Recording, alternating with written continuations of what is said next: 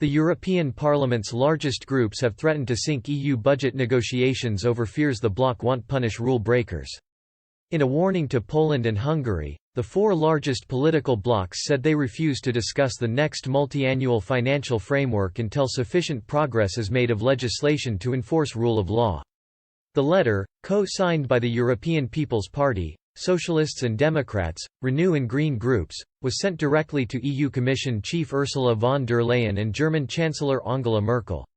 The MFF is the EU's 7-year budget, which is due to run at over €1 trillion after a recent agreement by the bloc's leaders.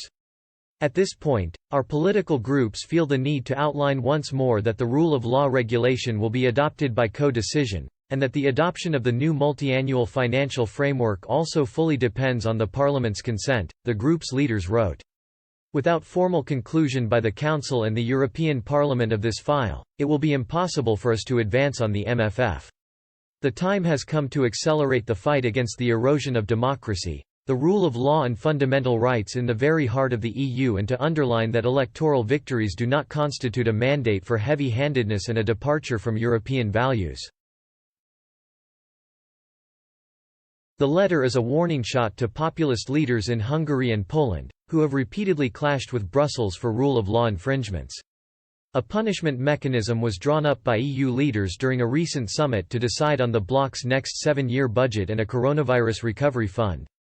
Prime ministers and presidents decided money should be withheld from member states who are deemed to break the rules. But the policy was significantly watered down after threats by Hungary's Viktor Orbán to veto both of the financial packages. The text initially proposed by the European Commission said the system would tackle manifest generalized deficiencies in respect to rule of law. However, the Council proposal was toned down to suggest only the financial interests shall be protected in accordance with the general principles of the EU's treaty, which claims there should be a regime of conditionality. It was left to the Commission to devise a plan to enforce rule of law, but within the weak guidelines set by the leaders at the summit in July. Under the current proposal on the table, Eurocrats will be able to block funds to countries who break the rules, but the judgment can be overruled by member states.